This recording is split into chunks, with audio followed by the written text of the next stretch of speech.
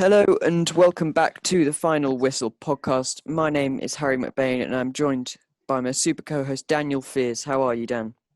I'm good, thank you. How are you? I'm very good, thank you. Now, in today's episode, we'll be discussing the recent Champions League results as well as predicting the semi-finals and final. Well, we're going to attempt it. As you can tell, we've released this episode a day earlier than usual so that we can get our thoughts in before tonight's match between RB Leipzig and PSG. So let's start with that match, Dan. What are your thoughts and your prediction for the score? Um, my prediction is 3-1 PSG because I just can't see Leipzig beating them with the pace of Mbappe and Neymar. And what about you? Well, funny enough, I also put down 3-1 PSG win.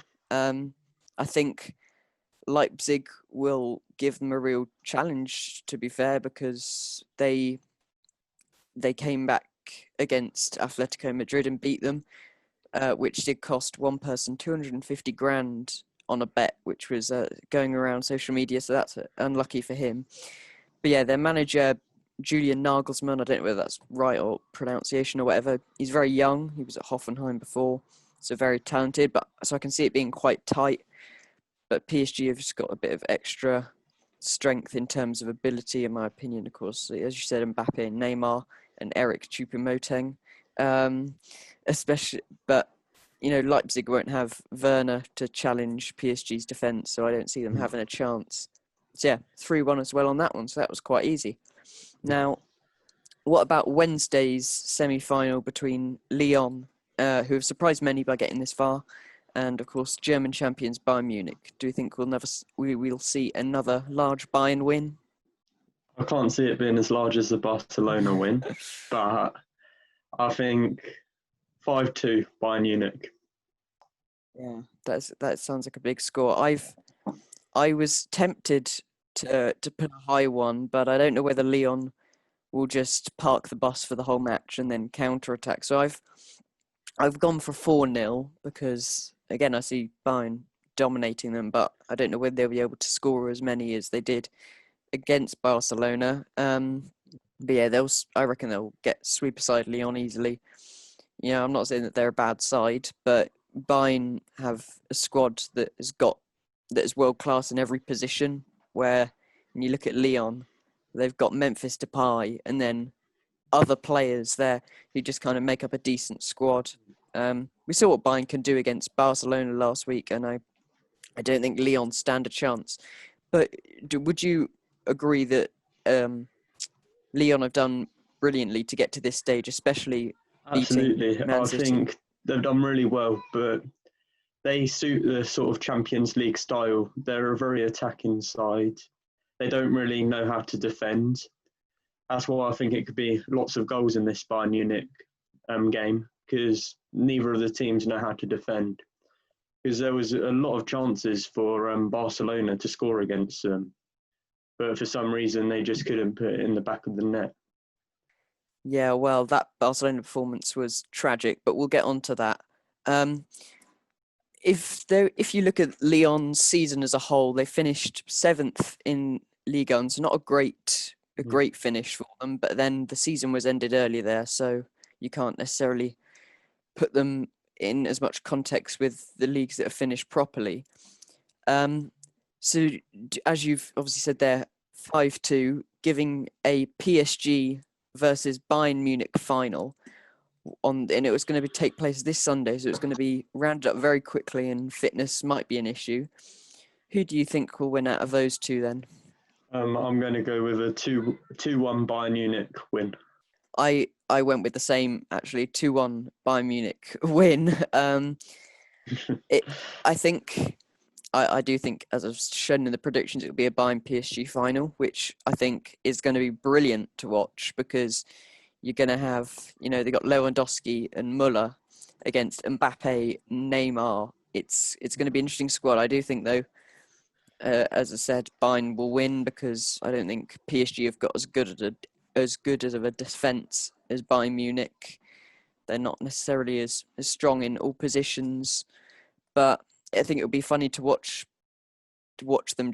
I reckon it'll be counter-attack, counter-attack, counter-attack. It's going to be a very fast-paced game, but I do think that Bayern have got the edge over PSG, and that the way they've performed throughout the whole competition so far makes them deserved champions, even though they haven't won it yet, so I can't really call them that. Now, we're going to have a quick look at the quarter-final, a bit of a recap here. So, start off, obviously, the big one, Barcelona losing 8-2 to Bayern Munich. What did you make of that result? It was just a mental game. There could have been about 6 goals in the first half. Neither of the teams knew how to defend. I was expecting Manuel Neuer made a couple of good saves, but he was nothing really special. To Stegen, you'd have expected a better performance off of him. Their attacks were really strong, but you can't defend like that in the Champions League quarterfinals. Yeah. What about you? I think that, as you said there, it was a ridiculous match. I think if I was a Barcelona fan, I'd been very embarrassed by that performance. There was a lot of debate going about whether this Barca side has now had it. They've got old players who aren't as suited to the modern counter-attacking with the speed which they could have had if they had Neymar still, be up there, but they don't. Now, a fallout of that is, firstly, there's going to be a board meeting to discuss the future of Director of Football Eric Abidal and Kike Setien. I'm surprised they haven't been sacked already, but do you see that that's the result that's going to be coming? Yeah, I can't see him lasting, because it's all right to lose 8-2 probably in La Liga, but not on the global stage on the Champions League where everybody's watching you.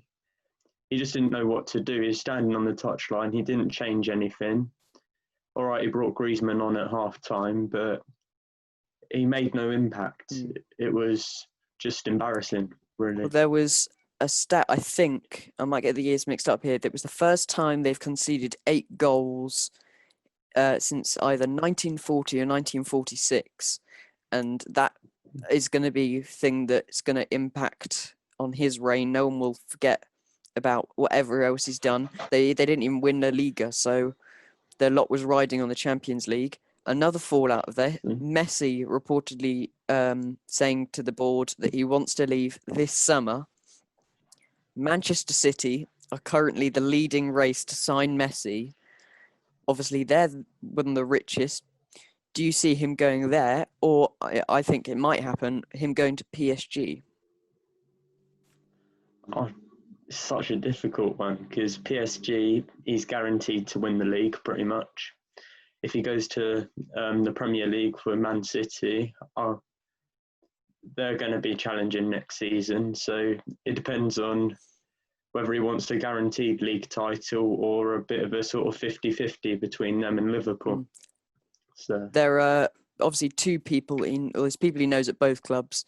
Obviously, Pep Guardiola at Man City, who he did play under for a bit for Barcelona, but also then Neymar at PSG, who he's played with in obviously MSN, the deadly front three. If you were Messi, which side would you go to? PSG, I think they're the most exciting side to watch currently. I think I saw somewhere the other day their whole squad cost 800 million. It's crazy. It's just a ridiculous amount of money, and of course you'd want to be part of it.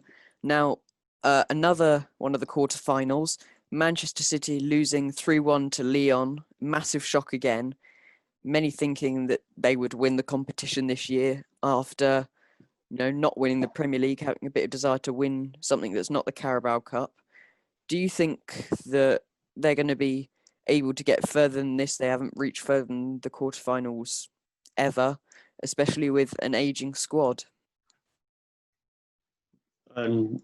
No, I can't see them. I read somewhere the other day that Aguero is supposedly going to stay at City until they win the Champions League. He's going to be there his whole career then. they've just got. It was Pep Guardiola's goal to win them the Europa League, not the Europa League, the Champions League. I mean, um, and he hasn't done that. He's got them challenging for the title, but they were doing Yeah. that previously.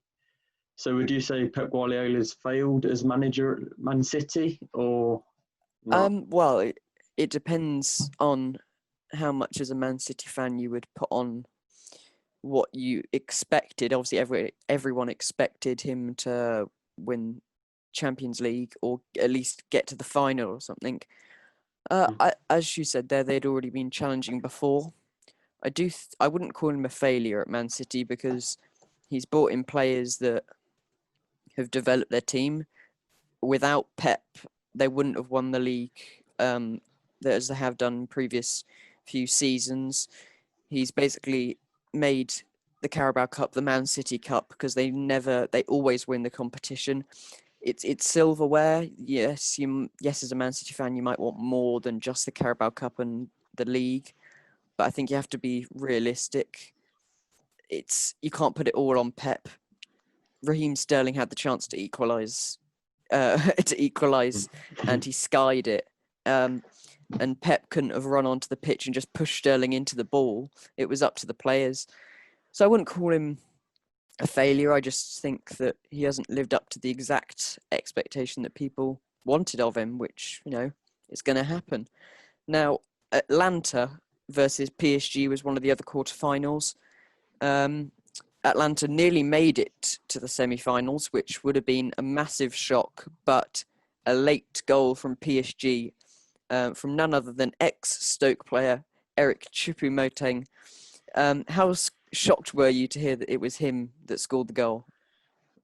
Well, when I was watching the game, I had one of them feelings that they were just going to turn this around, and because it was attack after attack after attack, and I was not expecting him to get the goal, but it was a bit of brilliance from Mbappe to cross it to him, and he just tapped it in. So. Now, Atlanta have, again, just like Lyon, no one expected them to get this far. This was their first season in the Champions League. They've been incredible to watch throughout the group stages and up to the quarterfinals. Would you have liked to seen them in the semi-finals over PSG? No, wouldn't, because I was hoping for a PSG Atletico Madrid semi-final and then a Man City versus Bayern Munich or Barcelona semi-finals, because that was who you were hoping would get the final four. But there's two shock teams in it. Can you see any of them two winning it? I can't see Leipzig or Lyon winning the Champions League. I think that is just a bit too far. They've coming against the two, non-arguably the two greatest sides in Europe at the moment, with PSG and Bayern Munich. Of course, Bayern Munich, they've won the Bundesliga again, but the dominance in the Champions League, as I said before, has been ridiculous. They've got Sané coming next season, and they're going to be even more unstoppable then. So I can't see either of them winning it, to be honest. But if I'm just going to come back to the Eric Choupo-Moting bit here, there was a stat that was posted across social media just after the PSG result. So if he plays in the next round of the Champions League, it will mean that the relegated Stoke squad of the 17-18 season from the Premier League have had players who played in the 2005, 2007, 2008, 2009, 2010, 11, 13, 15, 16, 19 and 2020 semi-finals, with some of them being Bojan, Darren Fletcher. It's quite a cool stat, but it's very weird once you hear it. It's one of those things that you could think, if Leeds go down, Pablo Hernandez is going to go and score PSG the winner in the year 2029. It's a pretty crazy stat, isn't it? Yeah, it's mad, but it shows that their team just didn't have the chemistry. They had the players, but they didn't have the chemistry, and that's showing why they're not coming up. back up to the Premier League. Now, we've given you our thoughts for this year's final, both predicting a Bayern Munich win. A bit of an out there question, Dan. Who do you think will be winning the Champions League next year, bearing in mind with transfers that have already gone through? It's going to be such a difficult one, but PSG, I reckon. I just think that they'll invest again this year, and I can't see a team stopping them if they do get, like, say, that Messi deal through, like mentioned earlier. If they can get someone like that in, why not? Yeah, that would be a massive one. I think it's going to be a lot more competitive next year. I think that the English clubs are going to be a bit more challenging, because I think obviously Chelsea are going to be a bit more challenging now. They've got these brilliant deals in, especially if they get Havertz. Whether Man United can do anything, we saw obviously them be knocked out by Sevilla in the semi-finals of the Europa League. So we've got at least 3 English clubs that can do very well, but whether they can actually win anything, because we just seem to bottle it. We'll have to wait and see. I do agree that PSG are brilliant.